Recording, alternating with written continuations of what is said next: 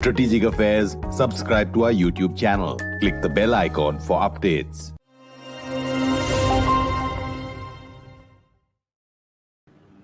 This is StratNews Global. I'm Amitabh Revi, and you're watching The Gist.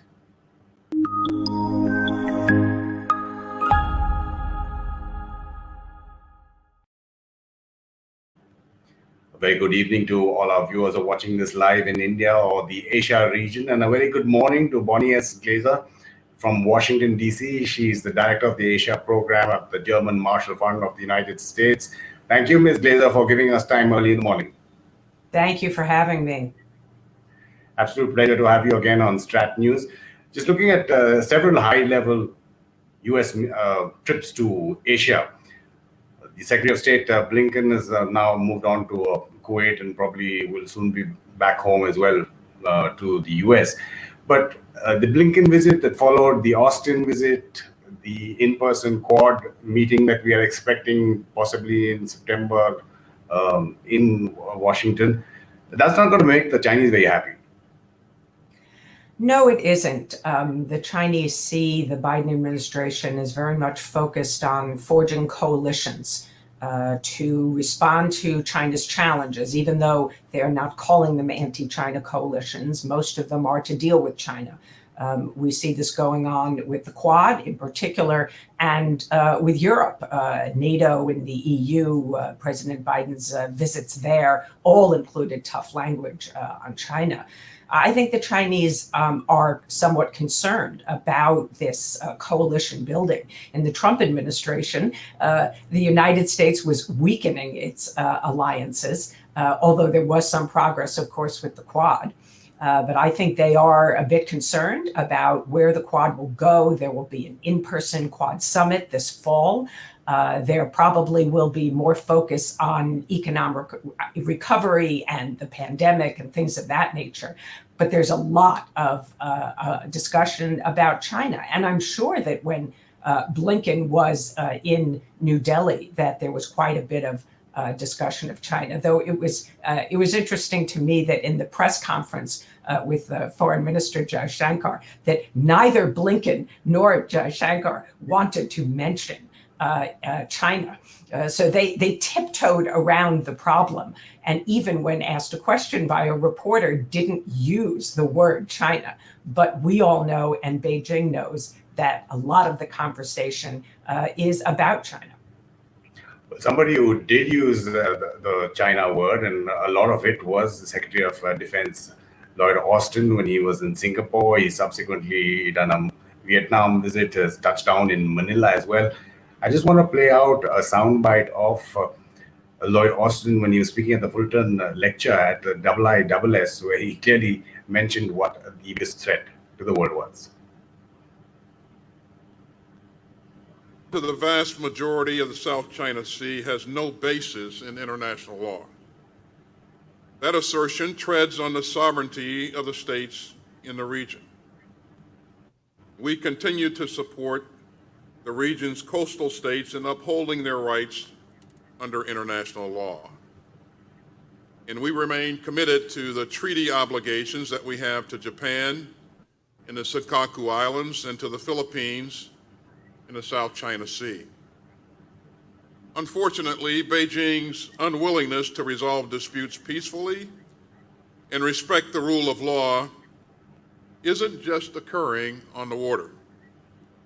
We've also seen aggression against India, destabilizing military activity and other forms of coercion against the people of Taiwan, and genocide and crimes against humanity against Uyghur Muslims in Xinjiang. Now, these differences and disputes are real, but the way that you manage them counts. We will not flinch when our interests are threatened, yet we do not seek confrontation. We will not flinch when our interests are threatened. I'm just going to take some of our viewer comments. One is towards you, Ms. Glaser. Wow, you're on StratNews Global. So that's nice to see. Some of the other comments before I come to you on Lloyd Austin, Rekha Pai says, if it was not enough, she's referring to Secretary Blinken. He met Tibetan leaders. There's another one from why did Blinken meet civil society? This is an India-US relations question, which has been raised quite a lot on, democracy and human rights. Why has that been raised? Prakash Togi says, can Mr. Modi and the Dalai Lama meet at Tawang, that's in Arunachal Pradesh, which is a state in India, but China claims it. So these are a lot of questions that are, or comments that are being raised. And coming back to Austin, Revi says, true, Secretary Austin used the China C word quite often. Just take us through, it's his second visit to Asia, Secretary of Defense. Take us through why it's so important, the countries that he's gone to. Well, this particular visit by Secretary Austin, of course, is to 3 Southeast Asian countries. And the United States, I think, really hasn't done enough in terms of Southeast Asia under the Biden administration. I think it's widely believed that they have more work to do. And to be fair, part of it is because of cancellation of meetings like the Shangri-La Dialogue in June, where Secretary Austin was supposed to go and meet with, by the way, the defense minister from China, Wei Fenghe. But that did not happen. So this is a very important visit to provide reassurance to the region. So he is, of course, in Singapore and then in Vietnam and finally the Philippines, and that will be tomorrow. And these are all really important pieces for the United States. The Singapore visit, of course, is to underscore the important relationship between the United States and Singapore. And the arrangements, the defense arrangements that they have. And Singapore, of course, hosts some US forces. That will continue. Also, of course, something that the Chinese don't like. The Chinese have been supporting US has been supporting Singapore training operations, also in Guam. So this is a mutually beneficial relationship. And then the Vietnam piece is particularly important because Vietnam is very concerned about Chinese activities in the South China Sea and probably welcomed Secretary Austin's tough words at the Fullerton dialogue. But we haven't seen a very strong stance taken by the Philippines and President Duterte against Chinese activities in South China Sea until recently this year, with the very high level of awareness of the Chinese maritime militia boats around Whitsun Reef, which really caused the Philippines to pay more attention to this. But I do want to highlight the democracy piece, which was mentioned by one of your viewers. And democracy and human rights are playing a very prominent role in U.S. foreign policy under President Biden. And we see this in all of our relationships. So it's a balancing act, I think, for the United States, not only with India, also with Vietnam. They will not ignore their concerns about human rights. They will voice them. But that doesn't mean that they don't want to have very close security partnerships. And I like the way Secretary Blinken approached this issue when he was in India. He said both of our democracies are imperfect. We have work to do, and we should continue to work on perfecting our democracies. I'm not sure you want to take this question, but I'm putting it out there. Matara, who's asking me to ask you if you think India should recognize Tibet as an independent country and not part of China. I don't think that recognizing Tibet as an independent country is going to lead to an outcome that would benefit India's interests. But I think that India should certainly strengthen its ties with Tibet. It could perhaps signal China that if the Chinese were to take an action like appointing their own Dalai Lama after His Holiness passes, and it looks like that's the direction that they're going, that there would be severe consequences. And perhaps if China did that might be the moment for India to consider actually recognizing Tibet as an independent country. And the United States should also signal that there would be costs that China would pay if it did so. So making clear those signals now might deter China from taking some of those actions later on. When we talk about another visit, Deputy Secretary of State Wendy Sherman, she was already on a visit to Asia, to Japan, South Korea, to Ulaanbaatar, Mongolia, and then last minute it was put into the schedule, the Tianjin visit. Now, compared to Alaska and what happened in Tianjin, I think your views are that the Chinese were even more strident, even though publicly we saw what happened in Alaska, but here they had a list of demands. Yes, the Chinese apparently presented two lists. One was a list of demands that I believe contained 16, and the other is a list of concerns. And they have not been made public. But I think that this is very unusual for the US-China relationship. The Chinese recently presented a list of demands to the Australian government, and that has not led to a softening of Canberra's approach to China. So the Chinese should have, I think, drawn the lesson that this was not effective diplomacy. And so that, of course, raises the question, why are they doing it? And they clearly are taking a very tough posture toward the United States. They are digging in for a very prolonged period of competition, strategic competition with the United States, and I think they really don't expect to see much progress. So their focus of their policy may be, in fact, more domestic. The Chinese are very concerned about ensuring the party is strong, that there is national unity in support of the party. We saw Xi Jinping's 100th anniversary of the founding of the Communist Party, the speech that he gave on July 1st. And he is now facing the run-up to the next Chinese Party Congress, which is going to be held in the fall of next year. So I think that Xi Jinping's primary concern really is domestic, ensuring that the party is firm, its support is strong, and he does not expect to see significant improvement in U.S.-China relations. The two sides seem to really want different things out of this meeting.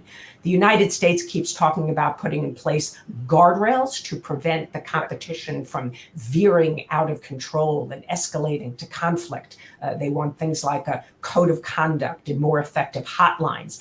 And what the United States wants is not, of course, what China wants. China wants the United States to recognize that it shouldn't interfere in its sovereignty issues. So that includes the border with India, it includes Taiwan and Japan and the South China Sea, and it wants the United States to stay out of its internal affairs and not slow or contain China's rise. So that means our economic and technology policies should not be aimed at China and decoupling with China. So those are very significant demands, and they are not going to produce a positive response from the Biden administration. When you say decoupling, I mean, how much has it occurred? And it kind of dovetails into this question or comment that Pratik Pal says the only way to contain China is what is America, Australia, Europe willing to do economically, and how much growth, and that would include India as well, how much growth are they willing to forego to contain China? Well, I think we have to think about decoupling differently. It's not about trade. It's not about cutting trade with China. In fact, U.S. trade with China is growing. It is about a targeted decoupling effort that is aimed at pulling some supply chains out of China, making sure our supply chains that pertain to national security are more resilient. So things like rare earths and, of course, medical equipment, those kinds of areas, semiconductors, another very important supply chain. And then it's about protecting our data and protecting intellectual property. So there will be targeted efforts, I think, to decouple the United States from China. And it will include, I think, other countries as well, and they are working together. Again, these coalitions are forming, and India is very much part of our supply chains. So I think India is also part of that, but that doesn't necessarily mean that it will lead to reduced trade. Investment for the United States is part of the decoupling. We, over the last few years, have significantly cut Chinese investment in the United States because we have placed very clear and firm restrictions on investment. And we'll see what India does going forward. India has been getting quite a bit of investment from China. So the comfort level of every country varies. Now, again, when you talk about the Tianjin visit, it was explicitly made clear by formal press releases and even, I think, from Ms. Sherman's interview to the Associated Press that there was no talk of any Biden-Xi Jinping meeting. How do you see U.S.-China top-level relations progressing? I mean, from Alaska to Tianjin, and now what? Well, it's clear that the relationship is very testy, that there has been discussion of some areas where we could cooperate on, but interestingly, before this meeting in Tianjin and at the meeting, the Chinese made clear that cooperation is contingent upon an improved atmosphere in the overall bilateral relationship. So that makes it difficult even to tee up some potential areas that could be announced as deliverables, perhaps in the Xi Jinping-Biden meeting. Now, there doesn't have to be deliverables. The two could meet on the margins of the G20, which I think is the current plan, although it's not set in stone. There has been even some public reporting on the Chinese side that there might be a meeting between the two presidents, although it hasn't been authoritatively announced. But I think that the United States is trying to withhold the prospect of this meeting to try to get something from the Chinese. So far, I don't think that's working. There have been working level talks between the US and China, so we should all understand it's not as if we're not talking at all. The US and China have had working level meetings on issues like Afghanistan, Myanmar. Also, North Korea has been an issue that we have had just sort of talks about to present each other's policies, positions, so we have better understanding. But there's an absence of agreement on an ongoing high-level dialogue. In the past, we had the strategic and economic dialogue, various forms of it. The Biden administration doesn't want to return to that. And so the two sides haven't really agreed on whether we will have some form of high-level dialogue. And I think the Chinese are not yet committed to having that meeting on the margins of the G20. If the G20 goes forward in person and there is no meeting between Biden and Xi Jinping, I think that would be very highly unlikely, but it would really signal the severe differences between the United States and China and the inability of the two sides to find a way forward where they can control or manage the competition between their two countries, and yet at the same time work together on things like climate change where they actually have some shared interests. On the maritime front, the American phone ops continue in the South China Sea. Now you have the UK sending its carrier strike group as well. How do you see both those individual or bilateral or trilateral or multilateral maritime exercises, and what are they achieving vis-a-vis China? And just related to that, I mean, just because it's the maritime domain, Akhil Ajit says China is the world's largest fleet of merchant navy vessels to facilitate global trade. How can Quad countries counter this if China restricts access of these maritime services to other countries? Well, so far, China's efforts to restrict access have been minimal. They have restricted access around the islands that they occupy. But they have not tried, of course, to block sea lanes of communication. That could happen in wartime. And I think that is a concern. The exercises signal that many countries around the world have an interest in free access, in freedom of navigation. in the Convention on the Law of the Sea being implemented in ways that don't deny access to countries. And this is not a US-China issue. This involves the interests of so many countries. So the UK coming in with its carrier, and Japan exercising frequently, Australia also. Not all of them are doing FONOPs, freedom of navigation operations around particular islands that China occupies, and in some cases claims illegally a territorial sea of 12 nautical miles. The UK is the only other country that has done that other than the United States. But the United States is trying to deal with the South China Sea with one hand tied behind its back. We don't have enough access for our military forces in the region. Of course, we have significant bases in Japan. We operate some P-8s out of Singapore's and literal combat ships. But we really need to have access in an area that's much closer. And that, of course, is the Philippines. And the Visiting Forces Agreement has, President Duterte has threatened to abrogate, but he has said now that he will renew it just at 6 months. So it's now been renewed twice. And the hope of the United States is that during Secretary Austin's visit upcoming to the Philippines, that this issue will be put to rest and that we will actually be able to renew the visiting forces agreement for a sustained period.